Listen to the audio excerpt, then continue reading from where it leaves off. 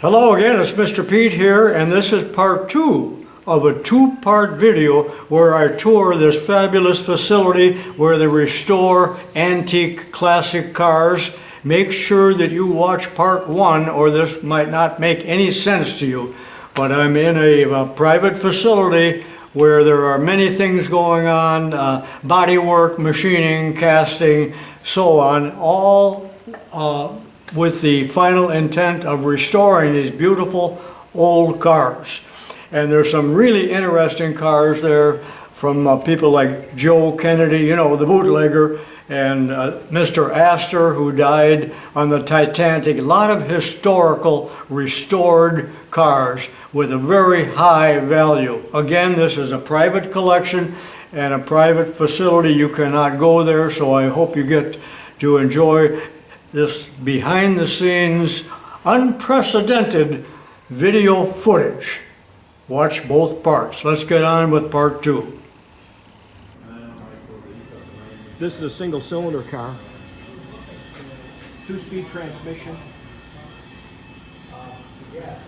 We're doing a mechanical restoration for this.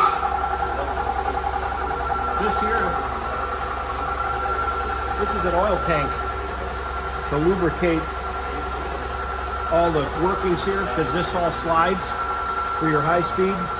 This is the handle for high gear. So that forces the flywheel's not on here, but it forces the clutch pad into the flywheel. So it's like a cone Yeah, clutch. it's like a cone clutch. So this here was missing, and there is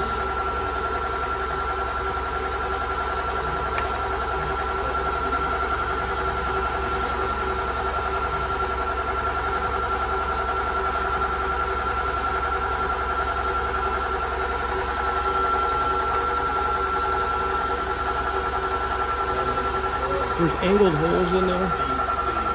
Yeah. On this side, there is a turbine wheel inside there to distribute the oil through those holes. This is 3D printed out of tool steel. 3D printed. Wow.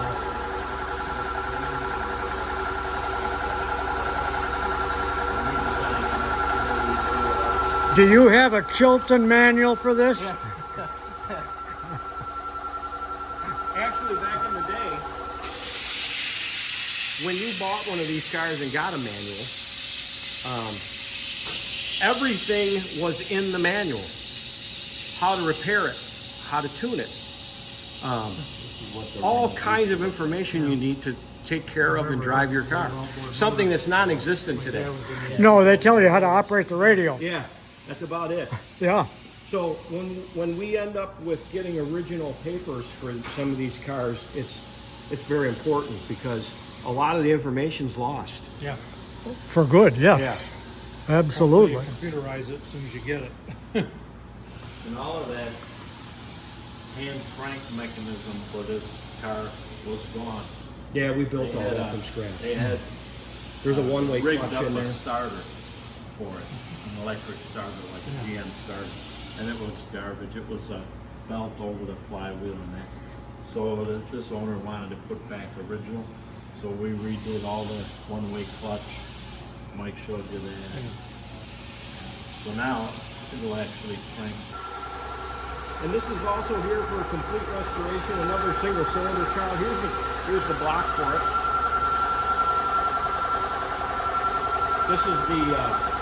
This is before the spark plug. This is called an igniter.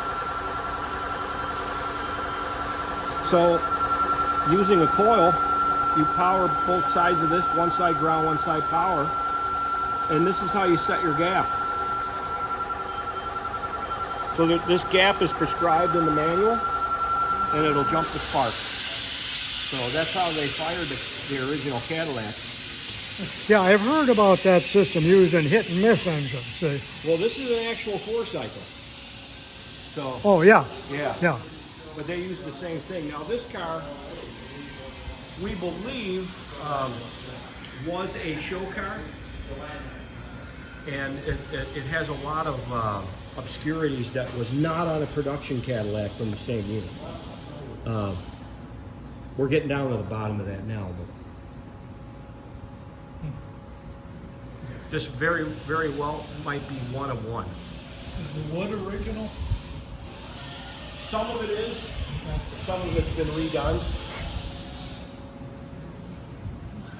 We've in our restorations, we do try to save what we can. Yeah. As far as that stuff goes, you know.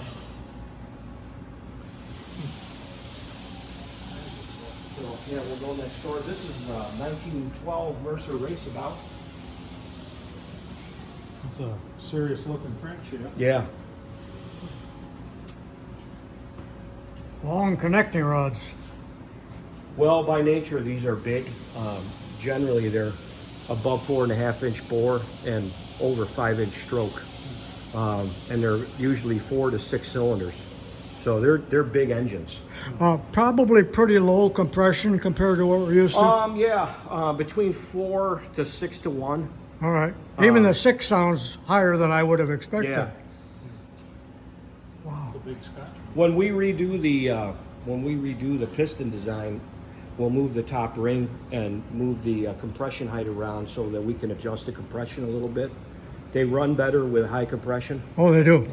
So it helps to be able to maneuver that around a little bit.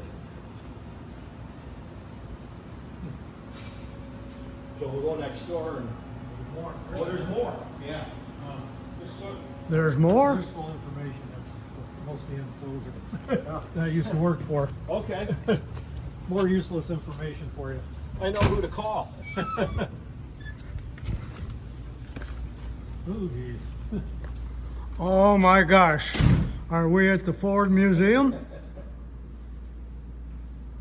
Oh.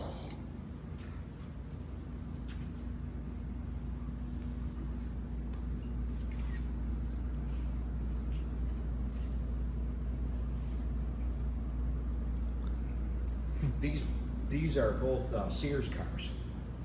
You could buy these from the Sears catalog back in the day.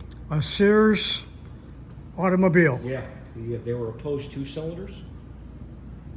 Both of these are runabout bodies, but you could get them as a truck. You could get them as a touring car. Yeah.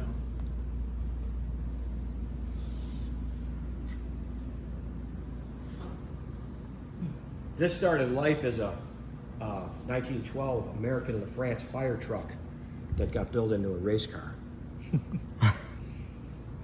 American LaFrance. That's one long car. Yeah. Oh, and it runs. We raced this car a little bit. It'll run close to 100.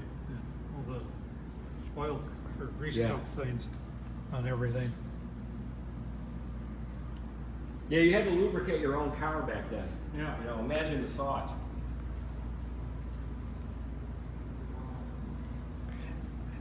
That's the American France, Yes. LaFrance Yeah. emblem, I think. Yeah. Yeah. We built this car here.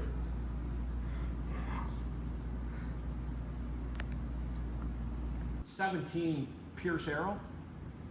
And what's this car? Most Pierce Arrows have headlights molded into the fenders. This car is rare because it does not have that.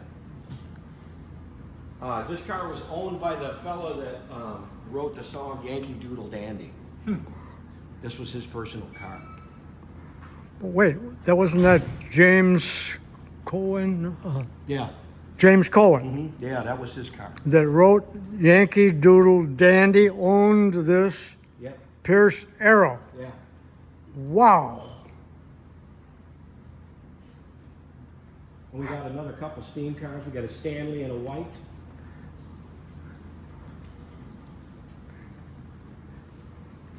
White.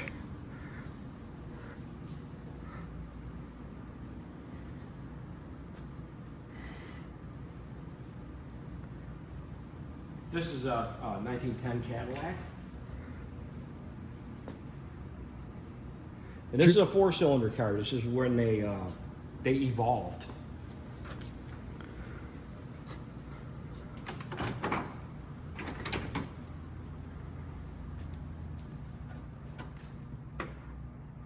dual spark plugs? Mm-hmm. Are those priming cups? Yes, that's for cold weather and. Now the thing about a lot of people think that these are parade queens. They're not. These cars get toured. Like this car here has been through all the national parks in the United States. So is this car. Yeah. 4,000 miles at a time. Yeah. Through rain, snow, all of it. Yeah. They traverse rivers and gulches, and they got to fix flat tires on the side of the road. It's a whole adventure. So there's several clubs that do that sort of thing. We're a big part of that.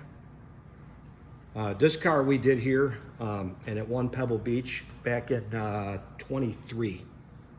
But this is a complete, we did everything here.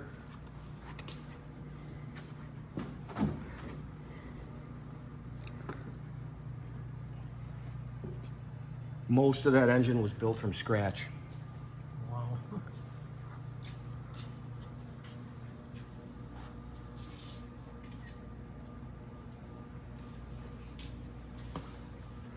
This is a 12 Stutz Bearcat. We vintage raced this car. 15. Yeah, this is a 15.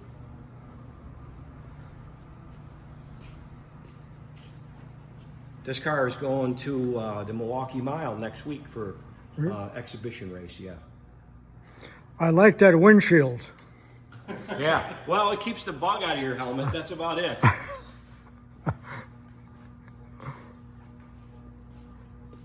I see how he balanced tires. Yeah.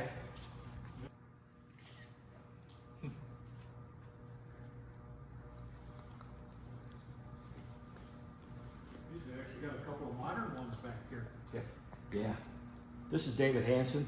He takes care of a lot of things with the collection around here, maintenance and little details, and he does a lot of the woodworking here. And that's a 35 Lincoln V12, and like a lot of most cars, there is an oral tradition that comes with it, and then there's also the things that you can prove because we have the build sheet. But there were two Lincolns painted this color, only two, it's a special color. One was at the Chicago Auto Show, the other was at the New York Auto Show. And a man was at the New York Auto Show, he was a lawyer, and he saw this car and said, I want that car. And they said, sorry, it's already sold. But there's an exact duplicate of it at the Chicago Auto Show. So he said, I want that. And that man was Wendell Wilkie, who ran for president and lost. but the Chicago Tribune said he won.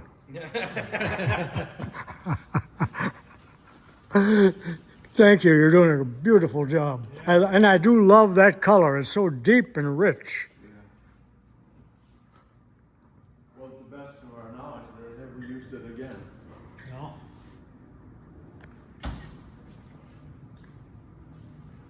This is a 24 Bentley. A lot of people don't know that before Bentley built crazy, we'll call them sports sedans, Bentley was a hardcore racer. When you went to Le Mans in those days, that's what you would show up with. Yeah. It had to have 2 seats. It had to have spare tires and headlights and all that kind of thing. So that car is in process. We've spent quite a few years on it already. David here did a lot of this work on the skeleton in here.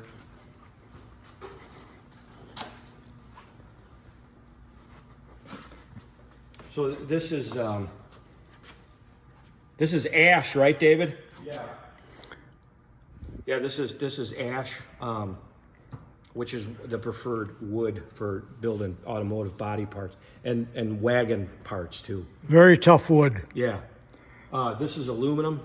Our coach shop built this body and skinned the wood skeleton. This is entirely built from sheet stock. This bead here that's in this body, we built the dies for, and we punched that here in our press. Because that's kind of specific to Bentley.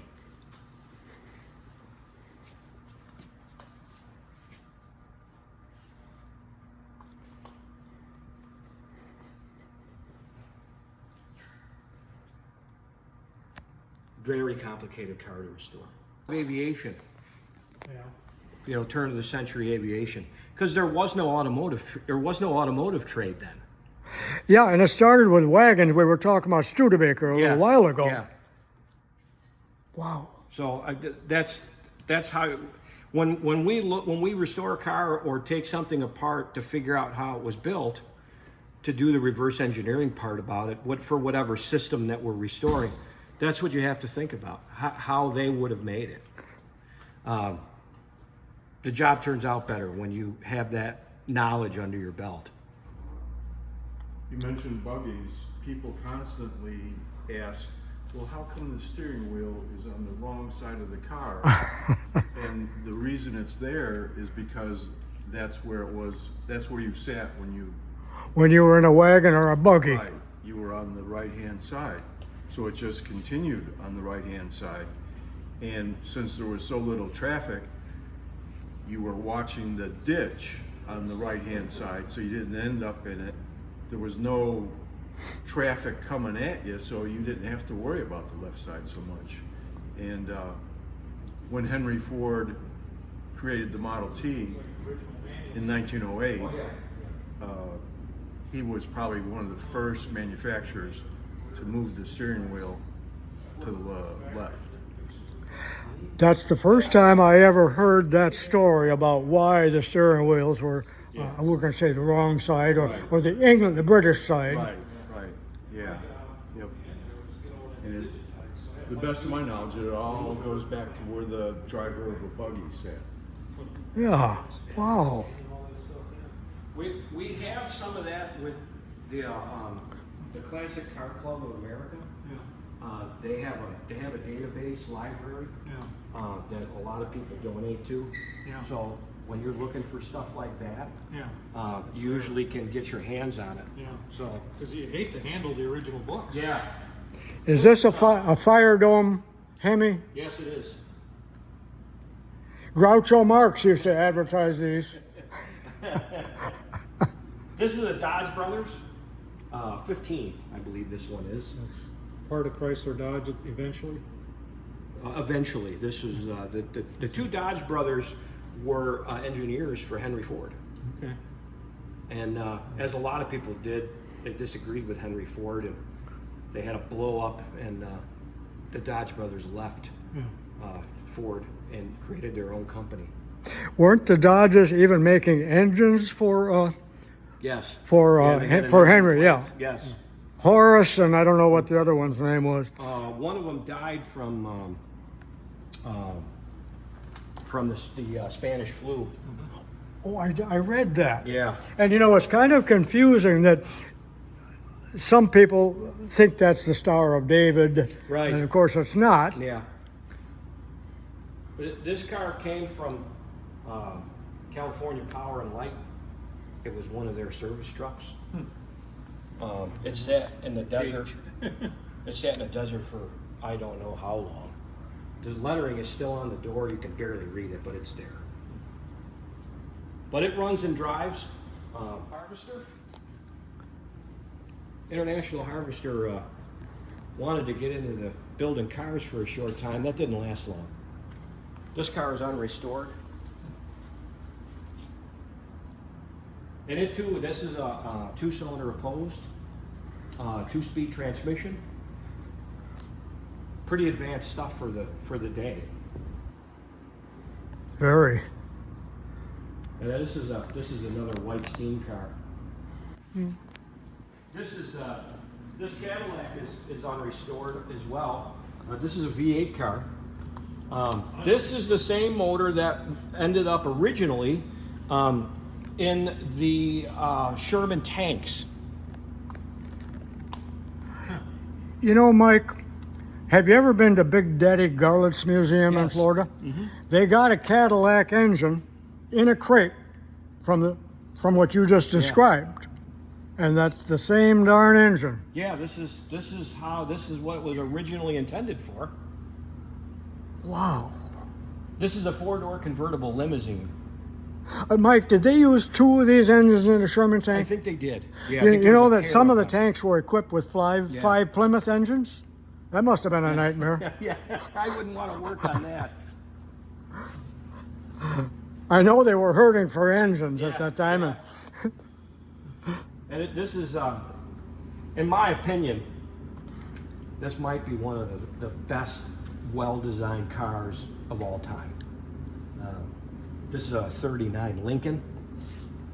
A lot of other people will tell you that this is one of the finest designs to ever come out of American manufacturing. It's beautiful. It's elegant. Yeah. This is a V12. I'm just looking at the hinges for the hood. They're fascinating. Yeah. And to do that layout without cab on the mechanism. Yeah, the way that coupe back Yeah. slopes off. There's not a bad line on this car, and if you were to hot rod this, it would be a sin. It doesn't need any work. All right, let me ask you this.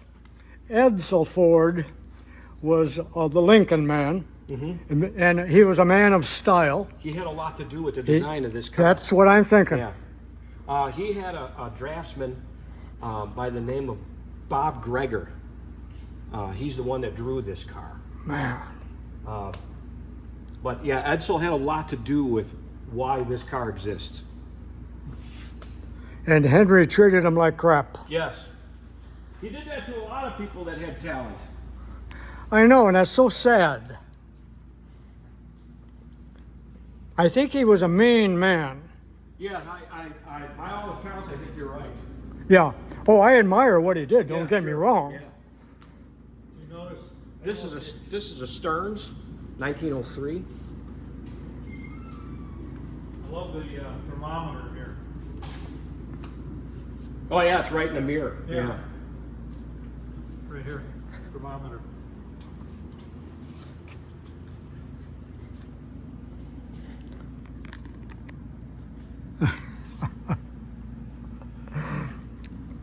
This is the patent leather fender. A leather fender. Yeah.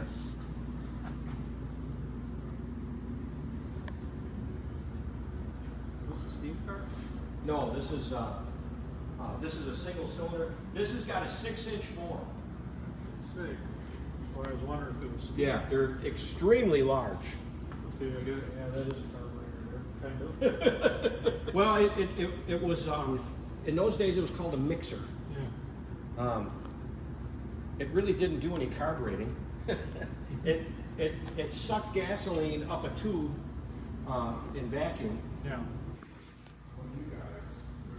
Huh. Check this out. Phone booth?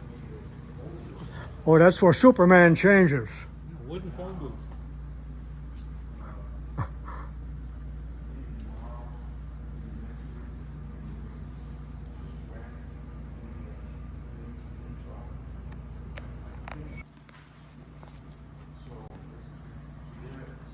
$18.98, did you say? Brunswick bar, along with the back bar. Yep, all of this, those two pieces there, and the stools. Any particle board in here? I don't think so. This was used to make particles. I had a boss bought it somewhere. Open that again, would you? So I can. Close it. Oh yeah. All right, I'm coming through. If it's not too dark to see on this side. We knocked down the bank to get that. The entrance to the bar room.